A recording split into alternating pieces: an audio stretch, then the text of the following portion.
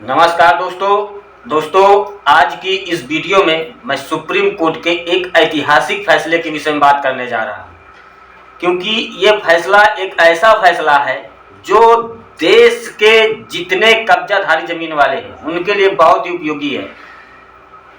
अगर कोई व्यक्ति जमीन पे कब्जा करके बैठा है और वो अगर ये 6 शर्तें पूरी कर देता है, 6 प्रकार की शर्तें दी गई है इस जजमेंट में, अगर इनको पूरी कर देता है तो जिसका कब्जा है जमीन उसी की हो जाएगी। फिर इस पे मकान मालिक कुछ भी नहीं कर सकते, खेत का मालिक है, जमीन का मालिक है, दुकान का मालिक है, वो कुछ भी नहीं कर सकते हैं। अगर कोई कब्जाधारी है, जो जजमेंट आया है सुप्रीम कोर्ट का, इसके 6 प्रकार के नियम अगर वो पूरा कर देता है तो उससे पहले आप लोगों को उसमें बाधा करना बहुत जरूरी है, बाधक बनना बहुत जरूरी है। तो इस वीडियो में मैं आप लोगों को वो 6 शर्तें क्या है पूरा डिटेल से 1 2 3 4 5 6 करके बताऊंगा। आप लोग वीडियो पूरी देखिएगा तभी समझ में आएगा, क्योंकि मैं बहुत सारे तरीके से और बहुत सर्च करने के बाद ये वीडियो बनाया हूँ। सुप्रीम कोर्ट का जजमेंट तो बहुत बड़ा था, पर इसको मैं शार्ट करके बिल्कुल छोटे से और अपने शब्दों में बताऊंगा आप लोगों को, ताकि सही से समझ सके आप लोग। और अगर आप लोगों को कहीं पे कोई दिक्कत आ जाए तो उसके लिए मेरे वीडियो में छोटा सा कमेंट कर दीजिएगा। छोटा मैटर है, कमेंट में सॉल्व करूंगा, बड़ा मैटर रहेगा तो वीडियो का एक पैकेज बना करके आप लोगों तक पहुंचाऊंगा। उसके लिए क्या करना होगा कि आप लोगों को मेरे चैनल को सब्सक्राइब करके बेल आइकन को ऑल पर सिलेक्ट करना होगा, जिससे कि आप लोग जो पूछे रहेंगे, जब आप मेरे चैनल को सब्सक्राइब करके बेल आइकन पर ऑल को सिलेक्ट करके रखेंगे तो जैसे वीडियो डालूंगा उसका नोटिफिकेशन आप तक पहुंच जाएगा और आप उसका पूरा नॉलेज घर बैठे ले सकेंगे। और ये बिल्कुल फ्री है, इसका कोई किसी प्रकार का चार्ज नहीं है। तो चलिए मैं आप लोगों को बताता हूं जो सुप्रीम कोर्ट का जजमेंट आया है, जिसमें जो 6 नियम बताए गए हैं वो 6 नियम कौन कौन से हैं। अगर कोई कब्जाधारी वाला है, अगर वो शर्तें पूरी कर रहा है तो वो जमीन उसकी हो जाएगी। नंबर 1, जो जमीन पे कब्जा करके बैठा है उसको चौहद्दी मालूम होनी चाहिए। चौहद्दी समझ रहे हैं कि जिस जमीन पे मैं कब्जा कर रखा हूं, ये जमीन तो जिस पे बैठा उसे तो मालूम है कि किसका किसका नहीं है। इसके पूरब किसकी जमीन है, पश्चिम किसकी है, उत्तर किसकी है, दक्षिण किसकी है, चौहद्दी मालूम होनी चाहिए। और जहां पे मैं कब्जा करके बैठा हूं ये जमीन कितनी है और मैं इस डेट से यहां पे बैठा हुआ हूं। नंबर 1, बहुत डिटेल से सुनते जाइए, ये इतना उसे मालूम हो गया। अब चलते हैं नंबर 2 पॉइंट पे।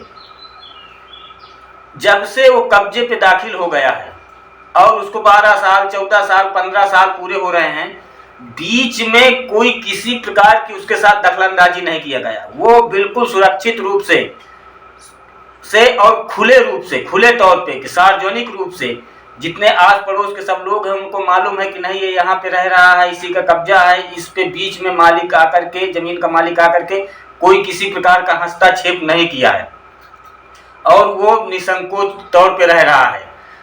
तो ये दूसरी कंडीशन इस जजमेंट की पूरी करता है। ऐसे में तीसरी कंडीशन ये है कि 12 साल तक लगातार वो कब्जे पे बैठा हुआ है और उसके नाम कोई किसी प्रकार की FIR नहीं की गई, किसी प्रकार के कोर्ट में केस नहीं किया गया, न तो उसके कोई किसी प्रकार के छानबीन करवाई गई, न तो आकर के घर में कोई किसी प्रकार का लड़ाई झगड़ा किया गया कि इसको खाली करिए।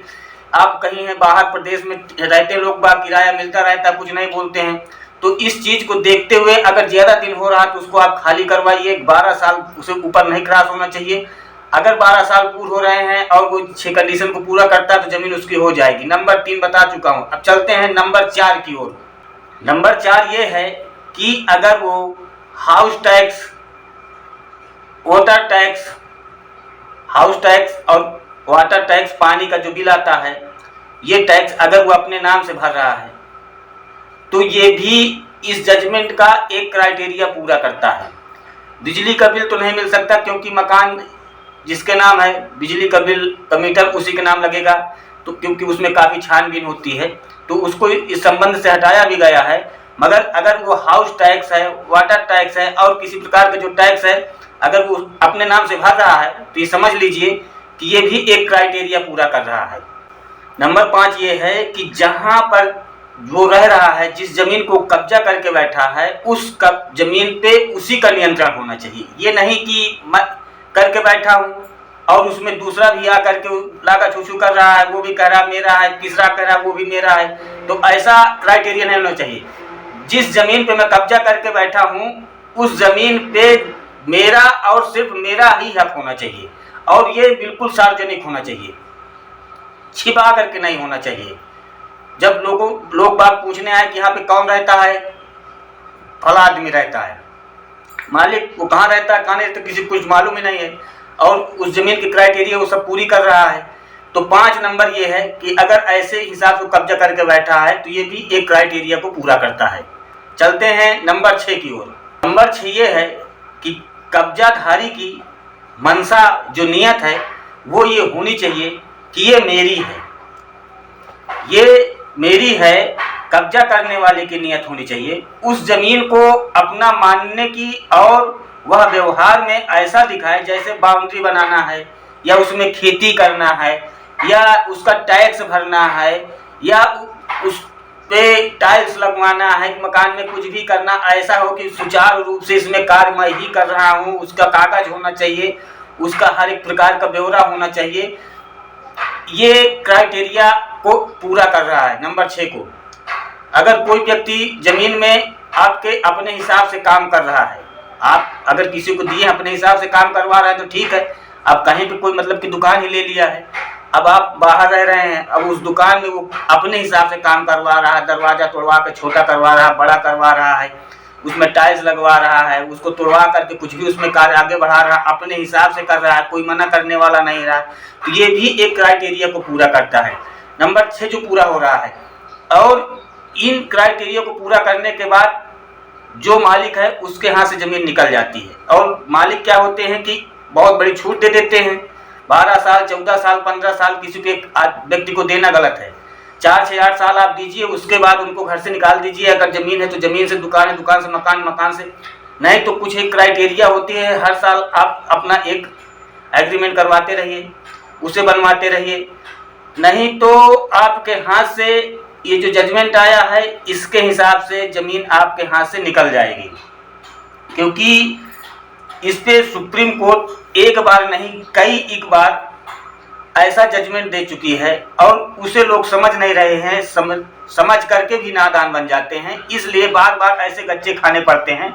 ध्यान रखने वाली बात है, अगर आप किसी को दें तो उसमें इस हिसाब से काम करें कि वहाँ पे दर्शाते रहें कि ज़मीन हमारी है, अगल बगल जा कर के वहाँ पे लोगों से मिलते रहें कि हम इनको इस उद्देश्य से दिया गया है, कुछ भी कार्य होता है उसे अपने हिसाब से करवाइए, नहीं है साल 6 महीने में जा कर के वहाँ झाड़ू है, पुताई पुताई कुछ अपने हिसाब से करवाइए, उसकी बिलिंग भी अपने पास रखिए।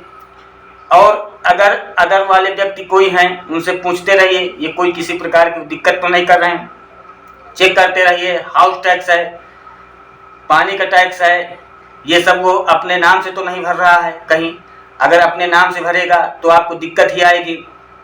और आप मालूम करते रहिए कि कोई किसी प्रकार की इसकी मंशा तो नहीं है हमारी ज़मीन को हथियाने के लिए, ये कब्जा करने के लिए। किसी से कुछ सुनने को ऐसा नहीं मिल रहा कि बिल्कुल ओपन कर रहा है कि नहीं ये मेरी है, अब इसमें मैं काबिज हो चुका हूँ, देखता हूँ कौन मुझे निकालता है, कहीं इन सब बातों को कह के दोहराता तो नहीं है। आपके पास कुछ ऐसे सुनने को मिल तो नहीं रहे हैं। अगर ऐसी अवस्था बन रही है तो आप सावधान हो जाइए, क्योंकि आज के टाइम पे ज़मीन में विवाद बहुत ज़्यादा होता है, कोर्ट में केस पड़े हुए होते हैं, पेंडिंग में रहते हैं, सुनवाई नहीं हो पाती है। तो अगर इन चीज़ों से बचना है और एक सुचारू रूप से कार्य करते रहिए जिससे कि आपकी ज़मीन आपकी ही रहे, दूसरे के हाथ में न जाए। तो दोस्तों आशा करता हूँ कि वीडियो आप लोग बहुत अच्छी लगी होगी। अच्छी लगी हो तो कमेंट करिएगा, शेयर करिएगा, जिससे कि और लोगों तक ये बात पहुँच सके। धन्यवाद।